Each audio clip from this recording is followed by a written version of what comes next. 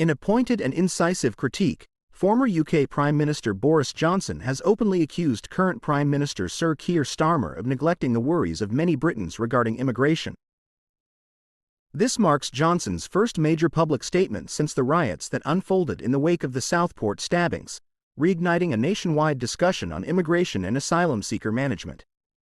His remarks were straightforward and unyielding, indicating his dissatisfaction with the path taken by the Labour government under Starmer's guidance. At the heart of Johnson's critique lies the Labour government's choice to scrap the controversial Rwanda plan, initially supported by Johnson during his time in office. This policy aimed to send individuals entering the UK illegally to Rwanda for processing and possible settlement. Johnson contended that this policy was the sole feasible measure to reduce the rising number of small boat crossings in the English Channel, a persistent challenge that has troubled successive UK administrations.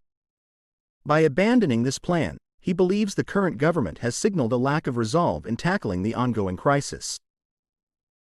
Moreover, Johnson highlighted the dismantling of the Stockholm barge, a ship repurposed to accommodate some of the illegal arrivals in Dorset. He implied that this decision further exemplifies the government's inability to tackle the persistent issues tied to illegal immigration. In his column, Johnson remarked, "Whatever you intended by all this, you conveyed a clear impression of someone without a plan to halt illegal immigration because he simply doesn't care." His words encapsulate a profound frustration with what he sees as a lack of urgency and strategy in addressing the situation. Johnson's criticisms extended beyond policy choices. He also commented on the recent riots in Southport, where immigration was a pivotal theme.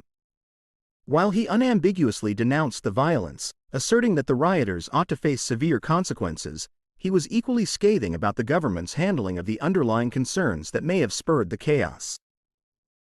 He accused the Labour government of being deaf to public apprehensions surrounding immigration, suggesting that such indifference may even reflect a disdain for those voicing such concerns. Johnson argued that this disconnect poses a significant threat between the government and its constituents. The former Prime Minister reinforced his position by citing a poll that he claimed indicated 34% of those surveyed sympathized with peaceful protests concerning immigration and integration. Johnson utilized this figure to challenge Starmer's characterization of the rioters as far-right thugs, questioning if this label was unjustly applied to a considerable segment of the British populace. Is it now the case that more than a third of Britons are deemed far-right? Johnson queried rhetorically, urging Starmer to reassess his rhetoric and stance on this highly charged issue. Johnson's statements arise amidst notable transformations in the UK's immigration and asylum policies. The Labour government has announced a significant revision of the asylum system, which includes ceasing the use of the Stockholm barge for housing migrants. The government indicated that continuing to use the barge would incur over £20 million in costs in the coming year alone, and halting its use is part of a broader initiative to save an estimated £7.7 billion in asylum expenses over the next decade. These savings are expected through various strategies, including reallocating over 100 Home Office staff from the now-defunct Rwanda scheme to a rapid returns unit focused on deporting individuals lacking legal rights to remain in the UK.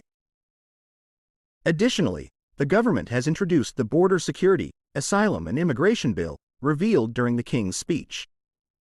This legislation aims to establish a new border security command responsible for employing counter-terrorism measures to combat organized immigration crime across Europe. However, the bill has drawn criticism for its vague outlines regarding what constitutes the promised strong deterrent, especially with the absence of the Rwanda plan. This ambiguity has become a central point of Johnson's critique, as he questions whether the government genuinely has a concrete strategy to address the ongoing crisis. Sir Keir Starmer has defended his government's policies, asserting that the Rwanda deal was dead and buried before it initiated. The Labour Party has consistently argued that the preceding government's strategies failed to deter channel crossings or effectively prosecute the human traffickers responsible for these perilous journeys.